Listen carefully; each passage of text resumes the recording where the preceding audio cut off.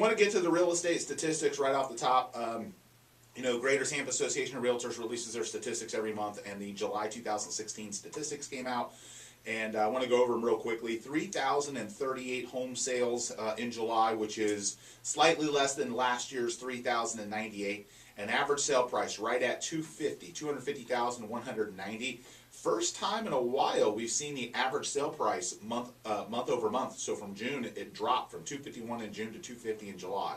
Still doing really good year over year though. It was 220 at this time last year and 250 this time. So almost a 15% increase in the average sale price between last year and this year. On average, homes are selling in about 2 months. We got 2.6 months of inventory and 7,876 homes on the market, which is the lowest number of homes on the market that we have had in a really long time. When you drill down into the statistics, you see some interesting things. You still see, you know, the condo market still has some struggles, but is improving. So the prices for condos haven't quite risen at the same pace as single-family homes. We've talked many times on the show about how the financing for condos is a struggle that keeps those prices down, and not townhomes, condos. You know, townhomes, fortunately, are zoned differently and financed differently, so they're still doing quite well. And then as you climb the price charts, you see more inventory. You get into the 700, 800, $1 million homes. Like for example, inventory for 800,000 to 900,000 is 10 months. 900 to 999 is 10.5. And $1 million and over is almost 15 months of inventory. So as you climb the price charts, you see a lower list to sell price ratio.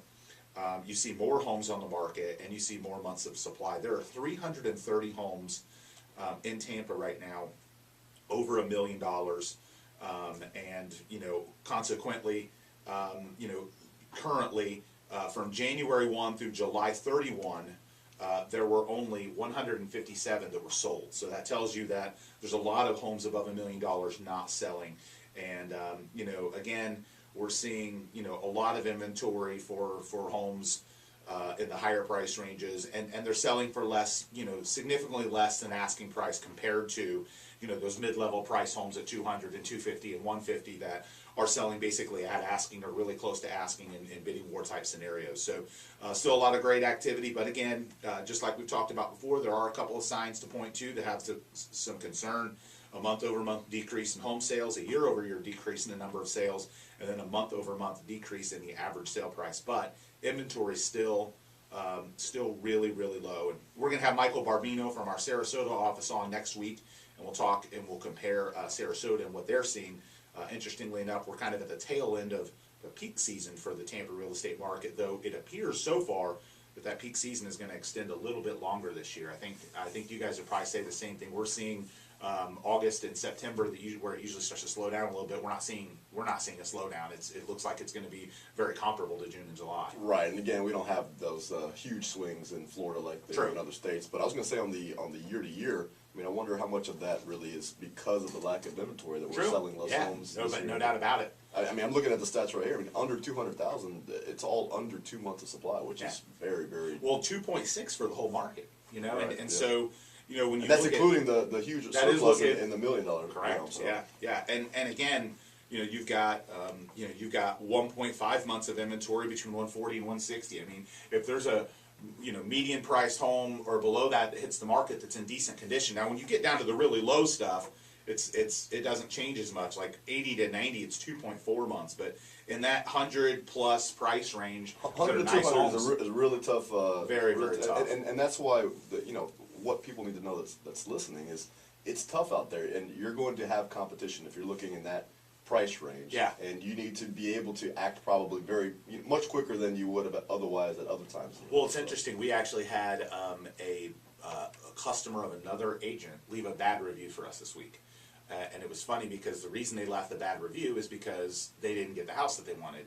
They weren't our client, and we're representing the seller, right? So it's our job to get the seller the best price and the best terms. And the buyer was upset that they didn't get what they wanted, and so they're upset, And that's the unfortunate side of dealing with the market that we're in right now is that not everyone's going to get made happy. And in a situation where we're the listing agent, I think if you're a buyer out there, you have to understand the listing agent does not really care about you.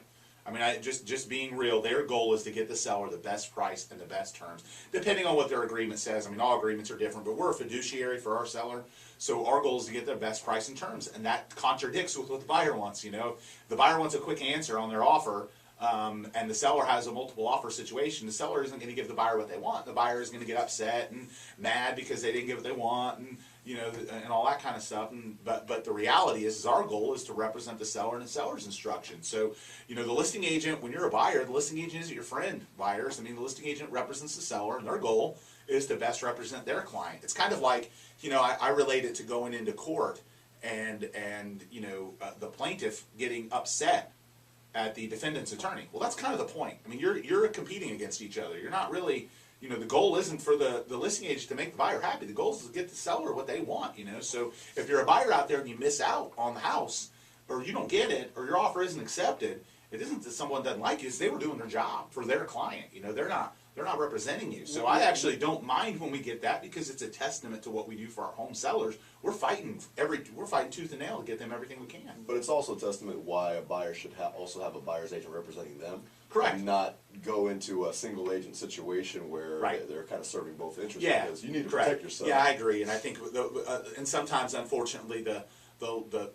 conversations that the buyer agent has with the buyer to educate them and prepare them for some of these things isn't always had. So then the buyer that doesn't know the process, that doesn't understand that the listing agent doesn't represent them, that doesn't understand that the listing agent isn't providing customer service to you as the buyer. You're not their customer. You're quite honestly, in some situations, what you want is contradictory to what the seller wants. So the listing agent is negotiating in that person's interest. So nonetheless, though, the market healthy. We'll talk next week about Sarasota.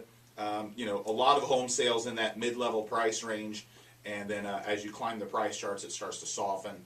And I've said it before, but that's usually the first signs of when a market starts to shift a little bit. Is when you start to see a lot of that saturation and inventory pile up in the upper end, and then it kind of trickles down.